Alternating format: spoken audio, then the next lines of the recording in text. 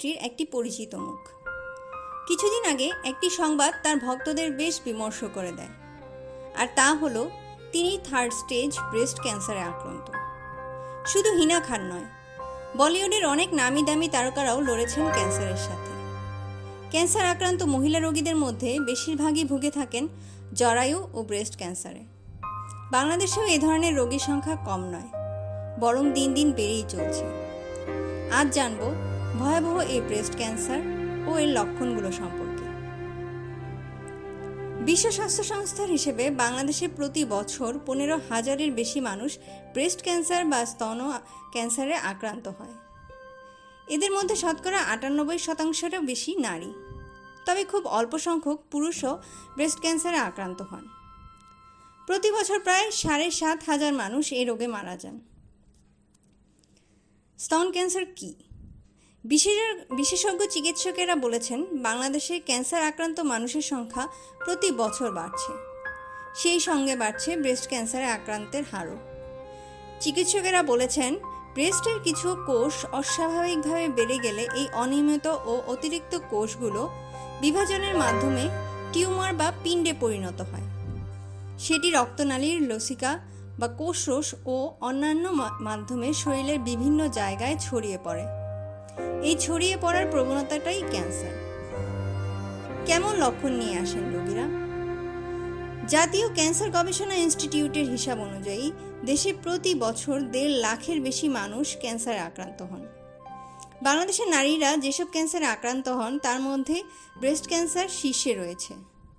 সামাজিক রক্ষণশীলতার কারণে বাংলাদেশের নারীরা যেখানে প্রকাশ্যে স্তন শব্দটি উচ্চারণ করতে পর্যন্ত চান না, সেখানে শরীরে প্রাথমিক কোনো লক্ষণ দেখা গেলেও তারা গোপন রাখেন সেসব। যে কারণে বেশিরভাগ রোগী চিকিৎসকের শরণাপন্ন হন একেবারে শেষ পর্যায়ে। ঢাকা সেন্ট্রাল ইন্টারন্যাশনাল মেডিকেল কলেজের অধ্যাপক ডক্টর নাজনীন নাহার বলেন, স্তন ক্যান্সারে শুধু নারীরা নন, পুরুষেরাও আক্রান্ত হতে পারেন, তবে নারীদের ক্ষেত্রে ঝুঁকি বেশি থাকে। তিনি বলেছেন, যেহেতু বাংলাদেশে ব্রেস্ট ক্যান্সার নিয়ে সচেতনতার অভাব আছে, দেখা যায় যারা চিকিৎসা নিতে আসেন তাদের বেশিরভাগই আসেন প্রায় শেষ পর্যায়ে। অধিকাংশ সময় তারা স্তনে একটি চাকা নিয়ে আসেন। অনেকে স্তনের বোটায় ঘা বা ক্ষত বা বোটার চারপাশে কালো অংশে চুলকানির লক্ষণ নিয়ে আসেন। কারো স্তনে বোটা দিয়ে দুধের মতো সাদা রস নিঃসৃত হয়। ব্যথা ও স্তন লাল রং হয়ে গিয়েছে এমন লক্ষণ নিয়ে খুব কমই আসেন। স্তন ক্যান্সার কেন হয়? অধ্যাপক নাজনীন নাহার বলেছেন, বাংলাদেশে স্তন ক্যান্সারের আক্রান্ত মানুষের সংখ্যা বাড়ছে, তবে সেই সঙ্গে কিছুটা সচেতনতা বাড়ার কারণে এখন মানুষ চিকিৎসকের কাছেও আগের তুলনায় বেশি যায়, এবং সেজন্য আমরা জানতেও পারি বেশি আগের চেয়ে। তিনি বলেছেন, নানা কারণে স্তন ক্যান্সার হতে পারে। আমাদের জীবনাচরে ও খাদ্যাভ্যাসে অনেক পরিবর্তন এসেছে, সেটি একটি কারণ। এছাড়া কারো পরিবারে ব্রেস্ট ক্যান্সারের ইতিহাস থাকলে হতে পারে। কারো যদি 12 বছরের আগে ঋতুস্রাব হয় এবং দেরিতে মেনোপজ বা ঋতু বন্ধ হয়, তারও ঝুঁকি থাকে। সেই সঙ্গে তেজস্ক্রিয় স্তন ক্যান্সারের ঝুঁকি বাড়ায়। অধ্যাপক নাজনীন নাহার বলেন, দেরিতে সন্তান গ্রহণ, আবার যাদের সন্তান নেই বা সন্তানকে বুকের দুধ না খাওয়ানো, খাদ্যাভ্যাসে শাকসবজি বা ফলমূলের চাইতে চর্বি ও প্রাণীজ আমিষ বেশি থাকলে এবং প্রসেসড ফুড বেশি খেলে এবং অতিরিক্ত ওজন তাদেরও স্তন ক্যান্সারের ঝুঁকি থাকে। এছাড়া দীর্ঘদিন ধরে জন্ম নিয়ন্ত্রণ পিল খাচ্ছেন বা হরমোনের ইনজেকশন নিচ্ছেন, তারাও ঝুঁকির মধ্যে রয়েছেন। একই সঙ্গে বয়স বাড়ার সাথে সাথে ব্রেস্ট ক্যান্সারে আক্রান্ত হবার সম্ভাবনা বাড়ে। বিশেষ করে 50 বছর বয়সের পর এই ঝুঁকি অনেক বেশি বেড়ে যায়। তখন আর করার কিছু থাকে না। তিনি বলেছেন, প্রাথমিক অবস্থায় শনাক্ত হলে স্তন ক্যান্সার 100% নিরাময়যোগ্য। কখন চিকিৎসকের পরামর্শ নিতে হবে?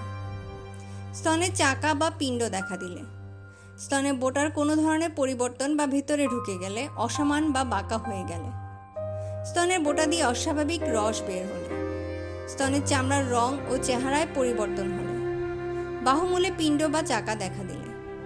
তবে অধ্যাপক নাজনীন নাহার বলেছেন, বয়স 30 বা 35 হবার পর সব নারীর উচিত নিয়মিত নিজের স্তন পরীক্ষা করে দেখা। এজন্য মূলত 3টি পদ্ধতি প্রচলিত আছে। ম্যামোগ্রাম বা বিশেষ ধরনের এক্স-রে, যার সাহায্যে স্তনের অস্বাভাবিক পরিবর্তন ধরা পড়ে। সুনির্দিষ্ট নিয়মে চাকা বা পিণ্ড আছে কিনা চিকিৎসকের মাধ্যমে সে পরীক্ষা করানো। নিজে নিজে নির্দিষ্ট নিয়ম অনুযায়ী স্তন পরীক্ষা করা। বাংলাদেশে স্তন ক্যান্সারের চিকিৎসা। বাংলাদেশে ক্যান্সার বিশেষায়িত চিকিৎসার জন্য হাসপাতাল আছে 4টি। বাংলাদেশ ক্যান্সার ইনস্টিটিউট সহ সরকারি বেসরকারি অনেক হাসপাতালে স্তন ক্যান্সারের চিকিৎসা চলছে। তবে কয়েকটি বেসরকারি ও কিছু বড় সরকারি হাসপাতালে একটি করে ক্যান্সার ইউনিট থাকলেও বাংলাদেশে ক্যান্সার বিশেষজ্ঞ চিকিৎসকের সংখ্যা 150-র কম। অন্যদিকে বাংলাদেশে ক্যান্সারের যেসব চিকিৎসা ব্যবস্থা আছে তা একদিকে অপ্রতুল এবং অন্যদিকে দীর্ঘমেয়াদে বেশ ব্যয়বহুল। ফলে পরিবারে কারো ক্যান্সার হলে সেটি ওই পরিবারের উপর এক ধরনের দুর্ভোগ ডেকে আনে। এ সময় পরিবার এবং বন্ধুবান্ধব সহ আশেপাশের মানুষের মানসিক সহায়তা একজন রোগীকে দ্রুত সেরে উঠতে সাহায্য করে, যা পাওয়ার সুযোগ নারীদের কম। সরকারিভাবে স্তনের ক্যান্সার নির্ণয় ও নিরাময়ে রোগীর পরিস্থিতি ভেদে খরচ 50,000 টাকা থেকে 1.5 লক্ষ টাকা। বেসরকারি হাসপাতালে এই খরচ আরও বেশি।